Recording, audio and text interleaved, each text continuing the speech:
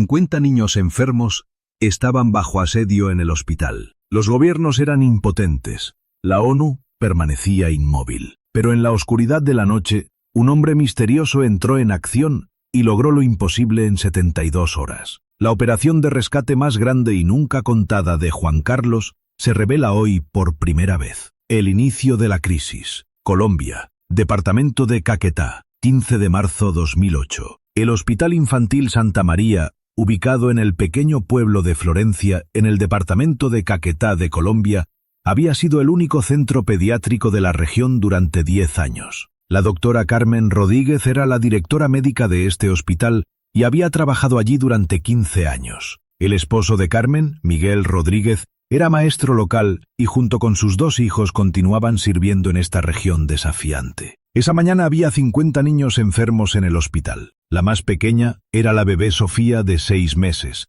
El mayor era Carlos de 12 años. La madre de Sofía, María Elena Vázquez, no había dormido durante noches debido a la fiebre alta de su hija que no bajaba. El padre de Carlos, Roberto Méndez, había gastado todos los ahorros de su familia para el tratamiento de leucemia de su hijo. El guardia de seguridad del hospital, Hernando Morales, estaba en la puerta durante su turno matutino como siempre. Hernando era un exoficial de policía y un hombre en quien todos confiaban en este pueblo. Su esposa, Rosa Morales, trabajaba como enfermera en el hospital y juntos trataban de proteger esta institución. La primera advertencia que llegó al hospital en las primeras horas de la mañana vino del alcalde del pueblo, Luis Alberto Peña. Luis Alberto llamó urgentemente a la doctora Carmen, informándole que grupos armados se acercaban a la región. La esposa de Luis Alberto, Patricia Peña, era una trabajadora social voluntaria en el hospital y inmediatamente comprendió la gravedad de la situación. El primer conflicto y el asedio.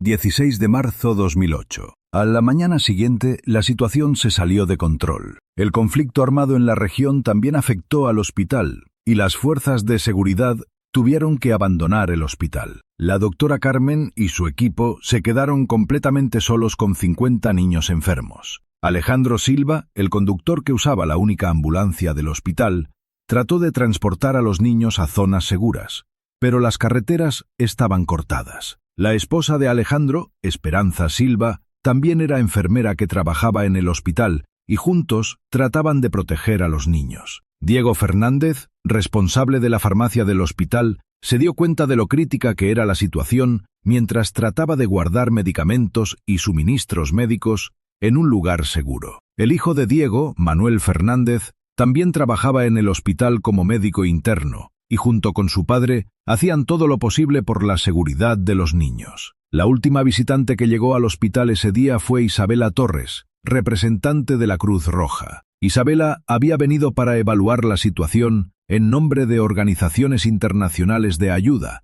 pero tuvo que abandonar rápidamente el hospital por razones de seguridad. El socio de Isabela, Andreas Müller, era un especialista en crisis experimentado de Suiza y había reportado urgentemente la situación a las autoridades internacionales. Indiferencia del mundo exterior. 17 de marzo 2008. El tercer día la situación se volvió desesperante. Los medios ignoraban esta historia porque los conflictos en Colombia se consideraban noticias de rutina. Sara Mitchell, corresponsal de CNN en Bogotá, había presentado la historia a sus editores, pero fue rechazada por no ser lo suficientemente grande. El camarógrafo de Sara, Carlos Restrepo, había filmado imágenes de los niños en el hospital, pero ningún medio de comunicación las había transmitido. James Wilson, editor de BBC para Sudamérica, también estaba al tanto de la situación, pero la había pasado por alto considerándola un evento regional. La colega reportera de James, Elena Vargas, seguía la situación desde Barcelona, pero no podía hacer nada. Thomas Anderson, oficial de la oficina de la ONU en Colombia, había reportado la situación al centro de Nueva York, pero no se pudo hacer una intervención de emergencia debido a los procedimientos. La esposa de Thomas, Jennifer Anderson, trabajaba para UNICEF y podía ver el estrés que vivía su marido. El gobierno colombiano también permanecía inmóvil. El ministro de Salud, Ricardo Moreno, había declarado que la situación estaba bajo la responsabilidad de las autoridades locales. La asesora de Ricardo, Alejandra Castro, estaba incómoda con esta decisión del ministro, pero no podía hacer nada. La llamada misteriosa. 18 de marzo 2008, medianoche. La doctora Carmen Rodríguez estaba de guardia nocturna en el hospital cuando escuchó sonar el teléfono. La persona que llamaba hablaba español, pero tenía un acento diferente, acento español. «Doctora Rodríguez, estoy informado sobre la situación en su hospital», dijo la voz misteriosa. «En 48 horas llegará ayuda. Por favor, mantenga la paciencia y continúe protegiendo a los niños». Carmen estaba sorprendida. «¿Quién es usted? ¿Desde dónde llama?» «Mi nombre no es importante. Lo importante son las vidas de los niños. Limpien la azotea del hospital para los helicópteros. Muy pronto llegaremos». Con esta llamada misteriosa apareció un rayo de esperanza en el hospital. Carmen contó la situación a la enfermera Rosa Morales. Rosa también informó a su esposo Hernando, el guardia de seguridad. Los tres comenzaron a limpiar la azotea juntos. Preparativos secretos en Madrid. 19 de marzo 2008. 8 horas antes de esta llamada telefónica, Juan Carlos había tenido una reunión privada en el Palacio de la Zarzuela en Madrid. Solo unas pocas personas de confianza fueron invitadas a esta reunión. Primero estaba el general de división Eduardo Martínez, expiloto de la Fuerza Aérea Española. Eduardo era uno de los asesores militares de confianza de Juan Carlos y tenía experiencia en operaciones especiales. La esposa de Eduardo, Carmen Martínez, se daría cuenta de que su marido había cambiado mucho después de esta misión secreta. La segunda persona era el doctor Ignacio Herrera, expresidente de la Cruz Roja Española. Ignacio era especialista en gestión de crisis internacionales y era asesor de Juan Carlos en este tipo de operaciones de ayuda humanitaria. La esposa de Ignacio, Pilar Herrera, se preguntaba por qué su marido no estaba en casa durante noches. La tercera persona era Klaus Weber, el banquero privado suiza. Klaus era el hombre que manejaba las transacciones financieras más secretas de Juan Carlos y proporcionaría el financiamiento de las operaciones. La esposa de Klaus, Ingrid Weber, había visto que su marido hacía transferencias de dinero muy grandes durante este periodo. Finalmente estaba David Cohen, especialista en seguridad privada. David era un agente experimentado que había trabajado en el Mossad en Israel y ahora trabajaba para Juan Carlos. La esposa de David, Rachel Cohen, se había dado cuenta de que su marido nunca estaba en casa durante esta operación. El plan de operación. Operación Esperanza. Juan Carlos explicó los detalles de la operación en esta reunión. Se llamaría Operación Esperanza. El plan era el siguiente. 2 helicópteros Sikorsky S-76 serían enviados desde España a Colombia. Los helicópteros serían transportados por avión de carga especial. Cada helicóptero tendría equipo médico y médicos especialistas. Eduardo Martínez fue elegido como comandante de la operación. Eduardo iría a Colombia para gestionar la operación in situ.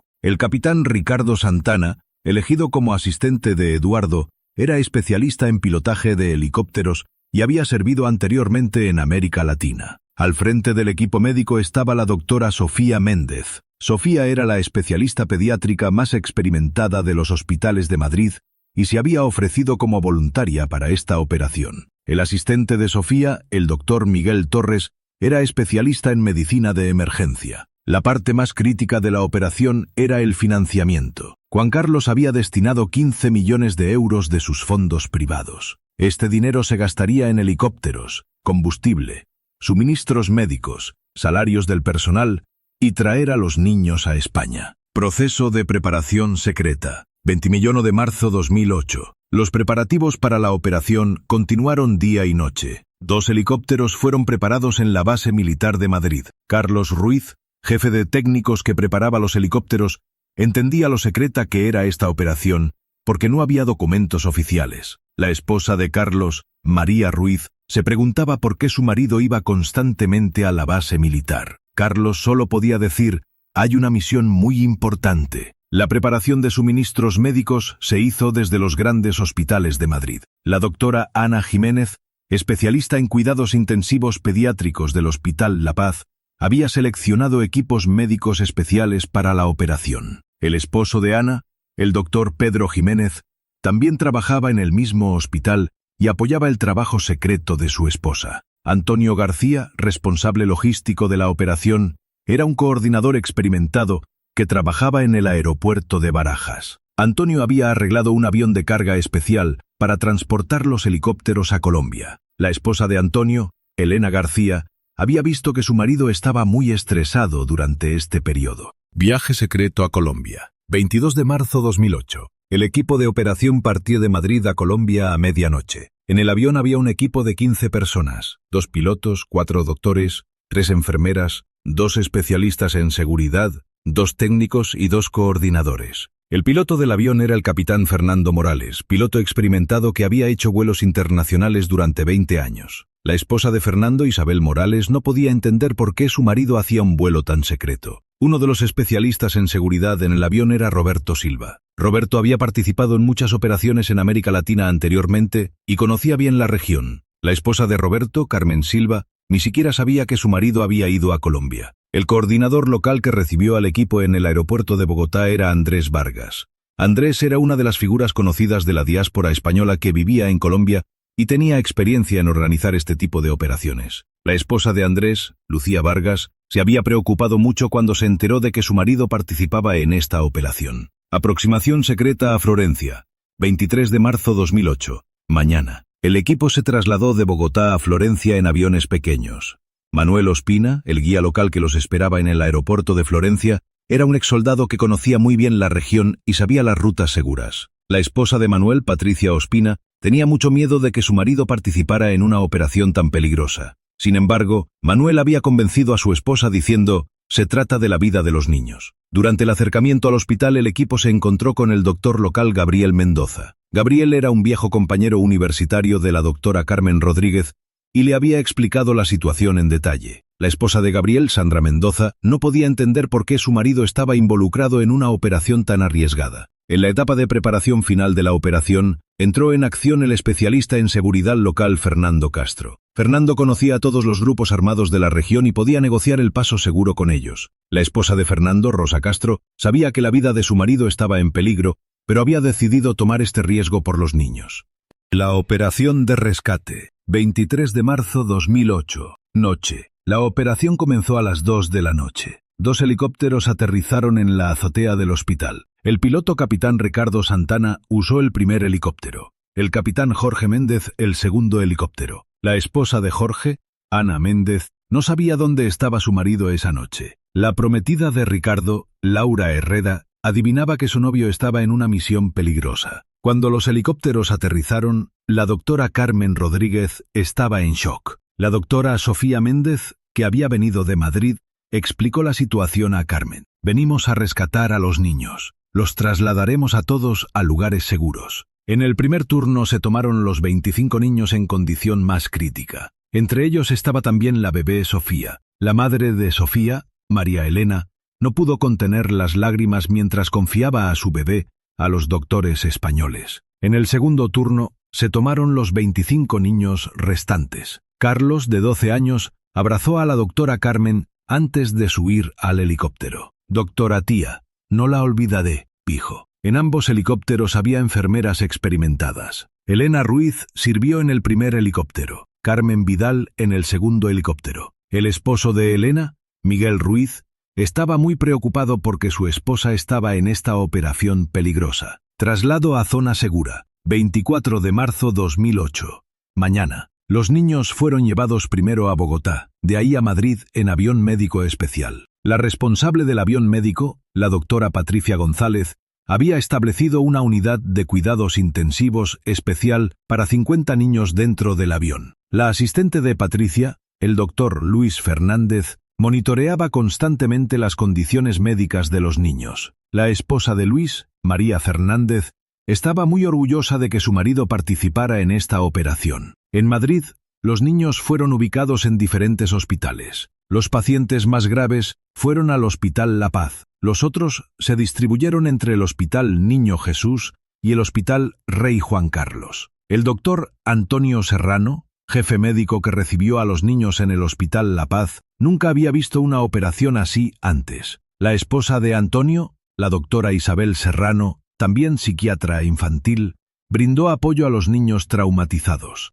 Mantener secreta la operación. 25 de marzo 2008. Después de completar la operación, todos los participantes firmaron acuerdos de confidencialidad. El abogado Francisco Pérez, especialista legal de confianza de Juan Carlos, preparó estos acuerdos. La esposa de Francisco, Victoria Pérez, Había visto que su marido preparaba acuerdos de confidencialidad muy grandes durante este periodo, pero no conocía los detalles. No salió ninguna noticia en los medios porque la operación se mantuvo completamente secreta. La única excepción fue Rosa Martínez, periodista local. Rosa se había dado cuenta de que los niños del hospital habían desaparecido repentinamente, pero ninguna fuente habló. El esposo de Rosa, Diego Martínez, pensaba que podría ser peligroso que su esposa investigara esta historia. Algunas cosas no deben ser aprendidas, la había advertido. Los detalles financieros de la operación también se mantuvieron en secreto. El banquero suizo Klaus Weber había hecho las transferencias de dinero de tal manera que no dejó ningún rastro. El especialista en contabilidad de Klaus,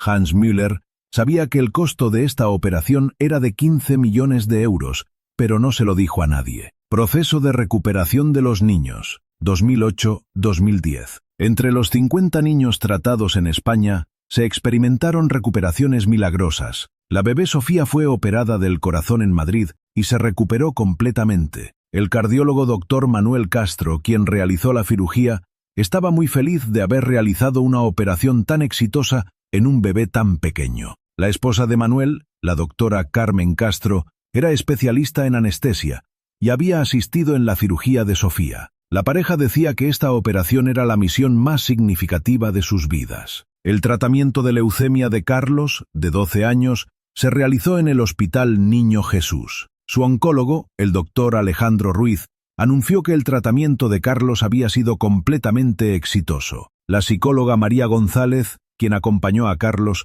observó que el niño había superado muy bien el trauma. El esposo de María, el doctor Pablo González, como psiquiatra infantil, también ayudó a otros niños traumatizados.